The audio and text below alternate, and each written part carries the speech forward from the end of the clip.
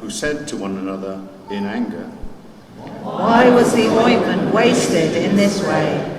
For this ointment could have been sold for more than 300 denarii and the money given to the poor."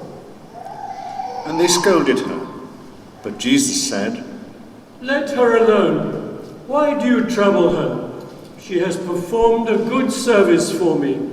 For you always have the poor with you, and you can show kindness to them whenever you wish, but you will not always have me. She's done what she could. She has anointed my body beforehand for its burial. Truly, I tell you, wherever the good news is proclaimed in the whole world, what she has done will be told in remembrance of her." Then Judas Iscariot, who was one of the 12, went to the chief priests in order to betray him to them. When they heard it, they were greatly pleased and promised to give him money. So he began to look for an opportunity to betray him. On the first day of unleavened bread, when the Passover lamb is sacrificed, the disciples said to Jesus, "Where do you want us to go and make the preparations for you to eat the Passover?"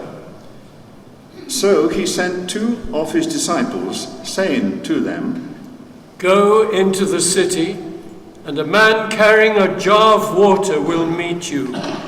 Follow him, and wherever he enters, say to the owner of the house, 'The teacher asks, where is my guest room, where I may eat the Passover with my disciples?'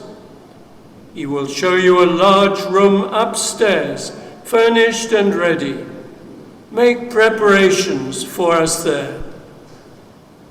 So the disciples set out and went to the city and found everything as he had told them, and they prepared the Passover meal.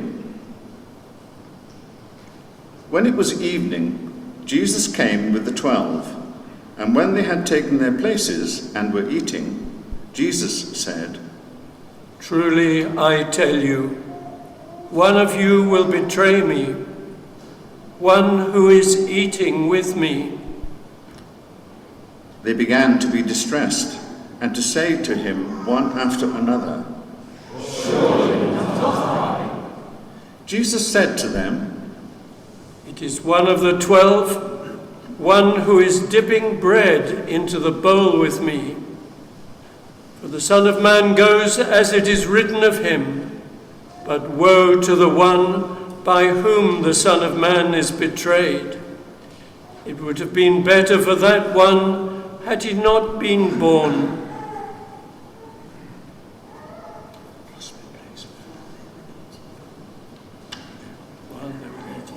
While they were eating, he took a loaf of bread, and after blessing it, he broke it, gave it to them, and said, "Take, this is my body." Then he took a cup, and after giving thanks, he gave it to them, and all of them drank from it. He said to them, "This is my blood of the covenant, which is poured out for many. Truly I tell you, I will never again drink of the fruit of the vine until that day when I drink it new in the kingdom of God." When they had sung the hymn, they went out to the Mount of Olives, and Jesus said to them, "You will all become deserters, for it is written, 'I will strike the shepherd, and the sheep will be scattered.' But after I am raised up, I'll go before you to Galilee." Peter said to him, "Even though all become deserters, I will not." Jesus said to him, "Truly I tell you, this day, this very night, before the cock crows twice, you will deny me 3 times. But Peter said vehemently, "Even though I must die with you, I will not deny you. And all of them said the same. They went to a place called Gethsemane, and Jesus said to his disciples, "Sit here while I pray." He took with him Peter and James and John, and began to be distressed and agitated, and said to them, "I am deeply grieved, even to death.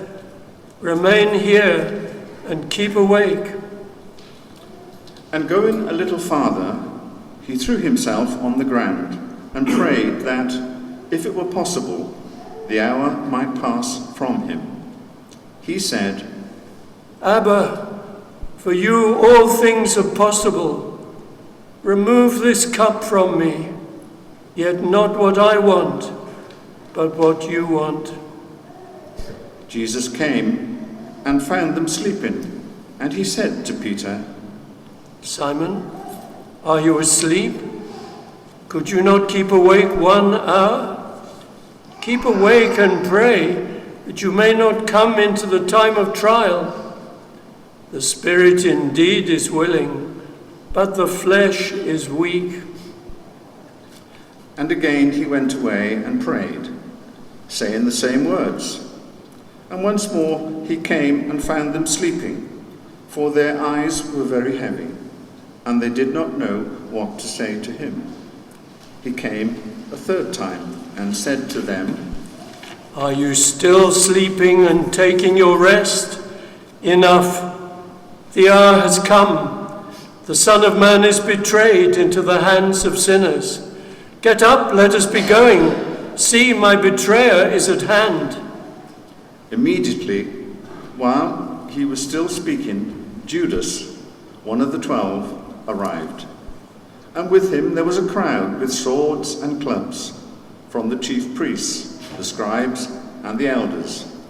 Now the betrayer had given them a sign, saying, "The one I kiss is the man.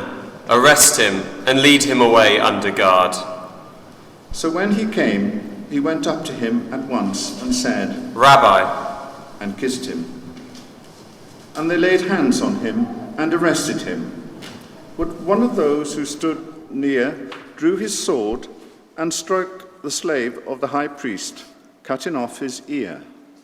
Then Jesus said to them, "Have you come out with swords and clubs to arrest me as though I were a bandit? Day after day I was with you in the temple teaching, and you did not arrest me. But let the scriptures be fulfilled." All of them deserted him and fled. A certain young man was following him, wearing nothing but a linen cloth. They caught hold of him, but he left the linen cloth and ran off naked. They took Jesus to the high priest, and all the priests and elders and the scribes were assembled. Peter had followed him at a distance, right into the courtyard of the high priest, and he was sitting with the guards, warming himself at the fire. Now the chief priests and the whole council were looking for testimony against Jesus to put him to death, but they found none. For many gave false testimony against him, and their testimony did not agree. Some stood up and gave false testimony against him, saying, We heard him say, I will destroy this temple that is made with hands, and in 3 days I will build another, not made with hands. But even on this point, their testimony did not agree.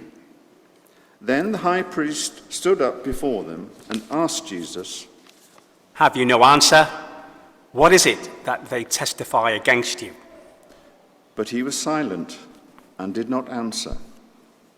Again the high priest asked him, Are you the Messiah, the Son of the Blessed One?